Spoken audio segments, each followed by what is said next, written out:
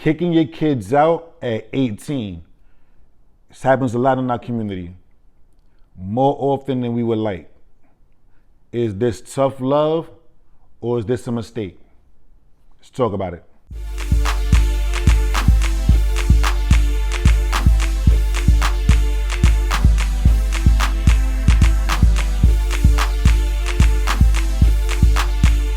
What's going on, good guys? Chris Noonan here, Chris Noonan Real Estate, ChrisNoonanRealEstate.com. Like, comment, subscribe, tell a friend and tell a friend. Let's get into it. So, as you guys know, on this channel, I don't just cover real estate, right? Well, I do just cover real estate.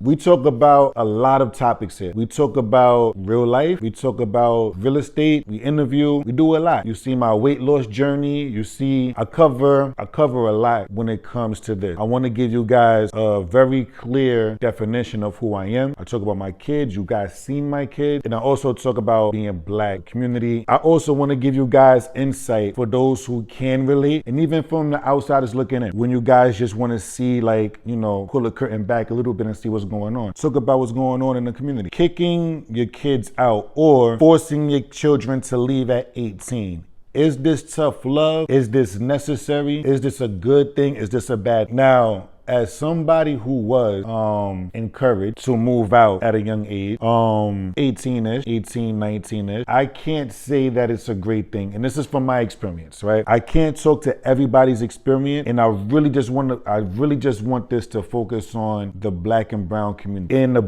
let me say this, in the Black community, I really want to talk about the Black. For the most part, when we grow up, it's very popular for parents to feel as if you're 18, you're legally an adult, you need to get out of my house. That's very popular. That's a very popular way of thinking. Is that okay? In some rare cases, it's great. In some rare cases, the reality is this hurt our community way more than it helped. Honestly, this hurts our community way more than it. Let's talk numbers. Let's talk.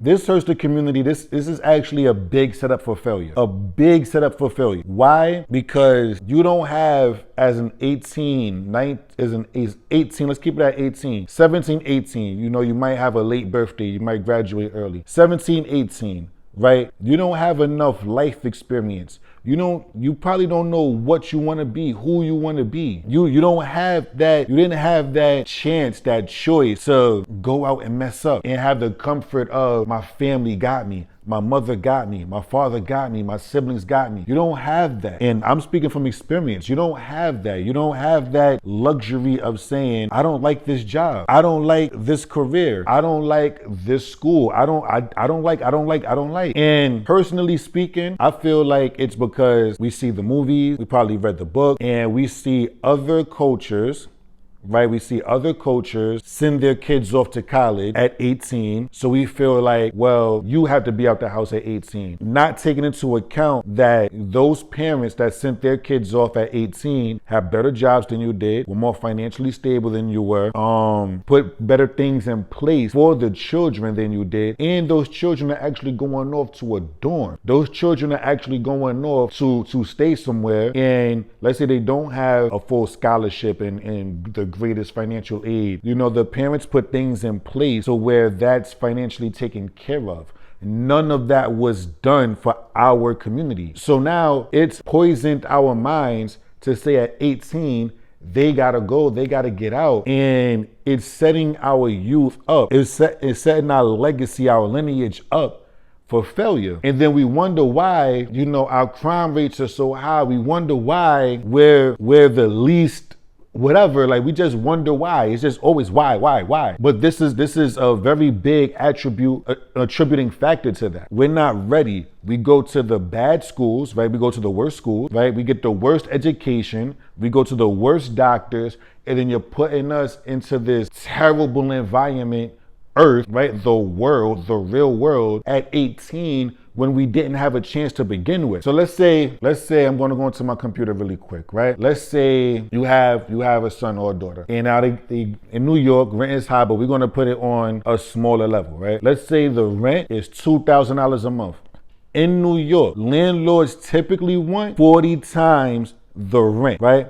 So they want the person to make 40 times annually the rent. So now if the rent is $2,000, we're gonna do $2,000 a month times 40. This is $80,000. How many 80-year-olds, right? How many 80-year-old black men and or women at 18, I say 80-year-olds, how many 18 black and women and or men make $80,000 straight out of high school? They don't.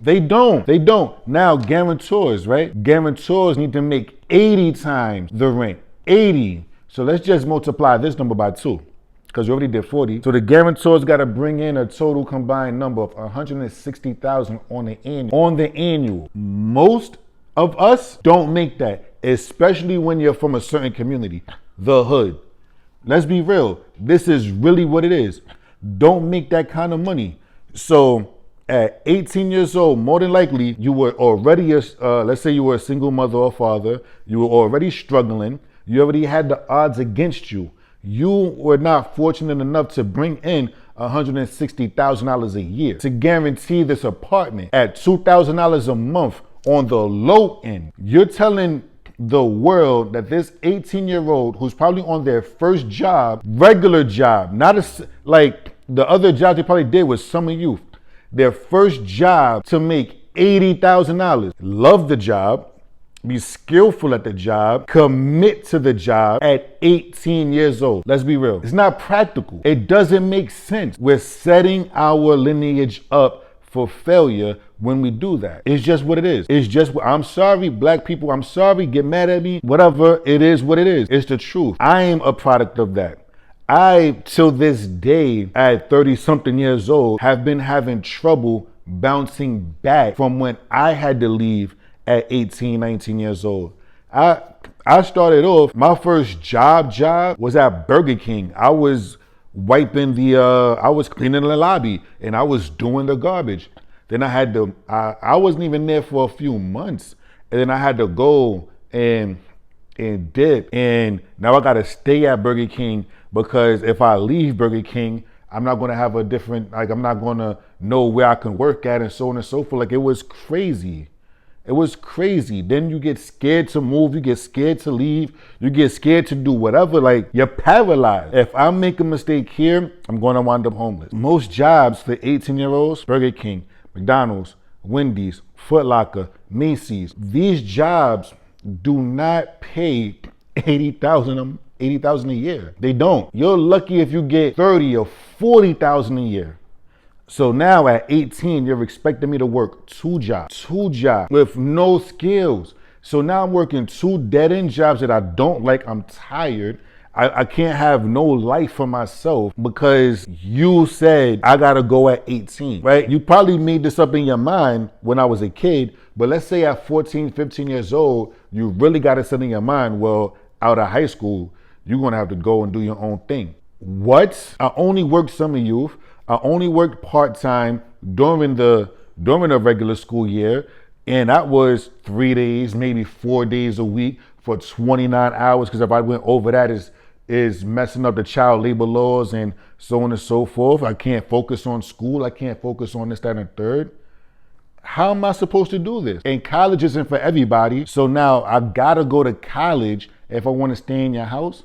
What if I want to be an entrepreneur? What if I go to college and I find out college is not for me? Did I fail you? This is what's going on in the black community. This is the type of thinking that, we didn't build our credit. We just turned 18. We just graduated. We're not ready. So now what has to happen, what the adjustment that needs to happen in our community, right? Again, black people, I'm sorry, the adjustment that needs to happen in our community is this. We need to normalize sticking together, right? 1.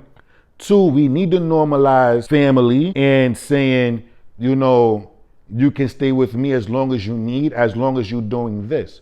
Now, when I say as long as you're doing this, as long as you're working, as long as you're not just sitting on your back, just relaxing, eating Fruity Pebbles all day, every day. I like Cinnamon Toast Crunch myself. That's my favorite cereal, whatever. Yes, I like it. So as long as you're not doing that, then yes. As long as I see you working towards something, yes. As long as you're not just outside smoking weed all day, whatever you want to do, yes. Stay here. Let's figure it out. Let's build your credit. Let's build your skills.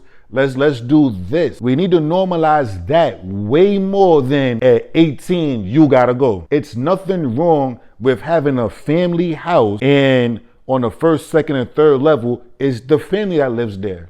There's nothing wrong with that. For some reason, we feel like there's something wrong with that. There's nothing wrong with you having an apartment, because most of us have apartments. There's nothing wrong with having an apartment and your 23-year-old, 24-year-old is living in the other room. There's nothing wrong with that as long as they're trying to figure it out. As long as they're trying to figure it out. And how do you make sure that they're trying to figure it out? During their younger years, their adolescent years, their teenage years.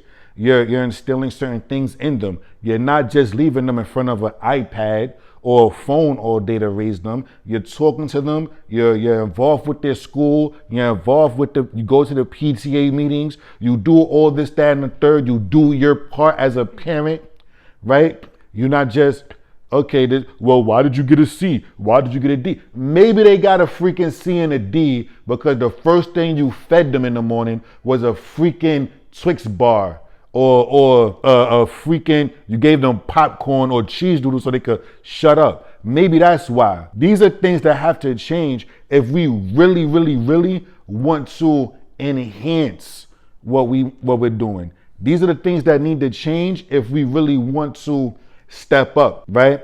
If we really want better as a community, these are things that need to change. These are things that need to change. Now, should you live with your parents forever? Maybe not. I don't know. But just saying it's that time, it's 18, now you got a month or two to get out, it's unfair and you're setting them up to fail. You're setting them up to fail. Start thinking of this and start thinking of ways to help them. You can actually build your child's credit when they're young. There's ways to do that. So now when they're 18, they can go. You can put certain things in place that when they're 18, they have the money, they have the credit, they have the backing, right?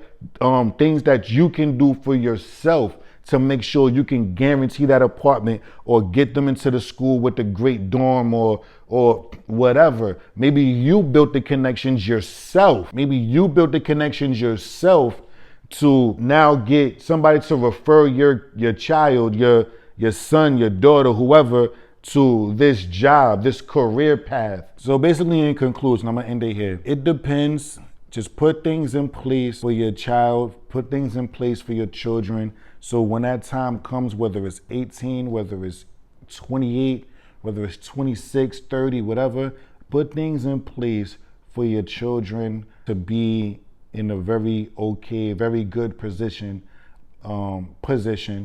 so they can actually move forward with what they want to do in life. Set them up for success. Do not set them up for failure. Like, comment, subscribe, tell a friend and tell a friend. Talk to you guys soon.